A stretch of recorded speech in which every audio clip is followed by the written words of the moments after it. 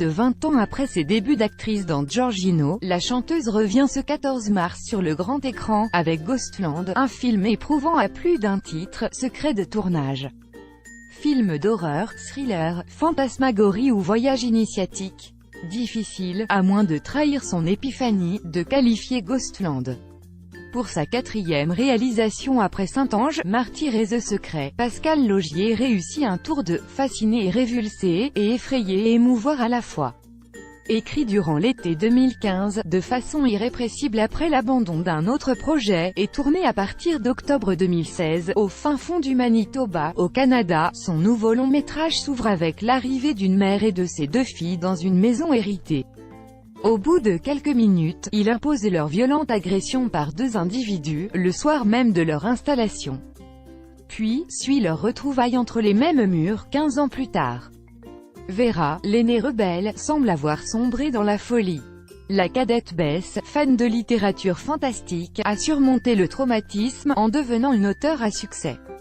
Les pistes sont trompeuses. Ça cogne au ventre, au cœur et à la tête, môme du pays canois, cadet d'un couple de commerçants, et surtout fils de la contre-culture des années 70 à 80, marqué par les étrangetés cinématographiques de Dario Argento, John Carpenter ou encore Paul Verhoeven, Pascal Laugier s'explique « Je voulais raconter l'histoire d'une vocation, faire le portrait d'une gamine de 14 ans, qui se construit à travers l'admiration qu'elle voue à des maîtres, le romancier fantastique Lovecraft en l'occurrence. À cela, s'est greffée ma relation parfois houleuse avec mon frère aîné, pour qui tout culte empêchait de s'épanouir personnellement.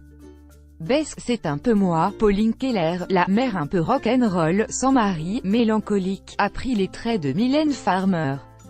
L'annonce de sa participation au film, coproduction internationale en langue anglaise, a d'abord surpris. Choc des images, débarrassée de sa légende, peu apprêtée, filmée sous tous les angles et dans tous les états, la chanteuse délivre une prestation extrêmement crédible. Sa collaboration avec Pascal Laugier s'est décidée au cours d'un échange de textos, début 2016. Le réalisateur ne regrette pas son choix. Il souligne l'investissement de la star, soucieuse d'élaborer elle-même la garde-robe de son personnage ou de répéter ses scènes les plus physiques, avant le premier clap. Mais aussi étonnamment accessible, durant le tournage, Mylène a compris qu'il fallait qu'elle tisse des liens avec ses filles en dehors des plateaux pour que leur relation soit crédible à l'écran. Elle s'est montrée très tendre et très protectrice, à son tour, la star s'exprime. Gala, vous aviez aimé Saint-Ange, Martyr, The Secret, les premiers films de Pascal Laugier, au point de le solliciter pour diriger le clip de votre chanson City of Love, fin 2015. Mais qu'est-ce qui vous a incité à retenter l'expérience du grand écran, dans un film d'épouvante, plus de 20 ans après Giorgino, Mylène Farmer, le de Pascal, son talent de cinéaste, sa certitude que je pouvais incarner le personnage de Pauline, c'est très porteur, très motivant, très rassurant, malgré les doutes, d'autant plus que son scénario est étonnant, très bien écrit, et mon rôle vraiment intéressant à construire. Gala, la personnalité de Pascal Laugier a donc été déterminante. Mylène Farmer, oui, une collaboration, c'est une question de chimie, le premier rendez-vous détermine la suite. J'avais d'abord remarqué un être né, immergé dans un véritable univers, sur le tournage du clip de City of Love. Puis, le cinéaste s'est imposé, avec son intelligence, sa folie. Pascal est un réalisateur précis, hanté, qui ne lâche rien. Gala, comment avez-vous préparé votre rôle, des livres et films de référence?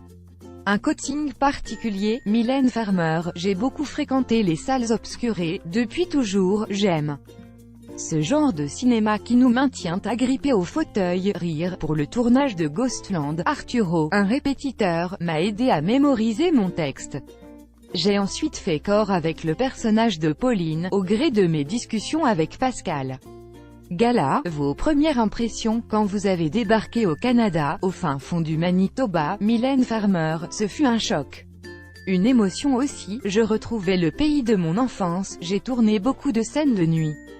Très vite, le corps se met en pilotage automatique. Gala, Ghostland vous a mobilisé pendant combien de jours? Mylène Farmer, je suis restée sur place pendant 2 mois et, pour ma part, il me faut compter 26 jours de tournage en tout, je crois. Gala, qu'est-ce qui fut le plus éprouvant sur ce tournage? Mylène Farmer, les heures d'attente entre chaque scène, c'est interminable. Le tournage lui-même était évidemment très intense, mais les scènes les plus physiques nous donnaient envie de nous surpasser. Gala, une scène fut-elle plus mémorable que d'autres à tourner? Mylène Farmer, celle que je ne peux pas décrire, au risque de dévoiler trop de choses. Désolé. Gala, dans quel état terminiez-vous vos journées de tournage? On reste sous tension. Mylène Farmer, c'est un cinéma éprouvant, forcément. Mais je sortais de mon rôle en me démaquillant. Un restaurant japonais, miraculeusement posé sur le chemin du retour à mon hôtel, me permettait de reprendre DS. J'ai tourné beaucoup de scènes de nuit. Très vite, le corps se met en pilotage automatique. Le tout est de rattraper le sommeil manqué pour être d'attaque les jours suivants.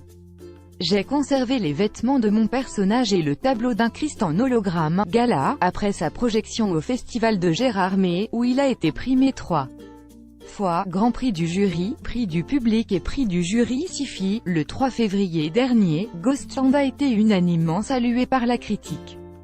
Vous attendiez-vous à une telle adhésion? Mylène Farmer, je me doutais que le film ne laisserait pas indifférent. J'ai tout de même ressenti une décharge d'adrénaline et une immense joie, quand le film a reçu son premier prix, celui du public dont la reconnaissance est tellement importante, puis, le prix du jury SIFI et le Grand Prix se sont enchaînés. J'étais tellement heureuse pour Pascal et toute l'équipe mobilisée autour du projet. Nous avons vécu une belle émotion ce soir-là. Gala, avez-vous gardé un objet en souvenir du tournage de Ghostland? Mylène Farmer, oui, les vêtements de mon personnage et le tableau d'un Christ en hologramme, qui trône aujourd'hui dans ma chambre, à Paris. J'étais fascinée par la beauté assez inouïe de cet élément du décor. Gala, avez-vous l'impression d'être ressortie différente de ce tournage? Mylène Farmer, différente, non. Heureuse d'avoir participé à un projet singulier, très certainement.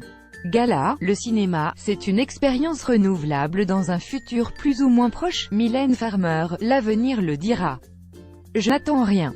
Pour l'instant, je suis plongée dans mon nouvel album, propos recueillis par Thomas Durand. Retrouvez l'intégralité de notre sujet sur le making-of de Ghostland, confidences et photos exclusives, dans le magazine Gala en kiosque ce mercredi 7 mars.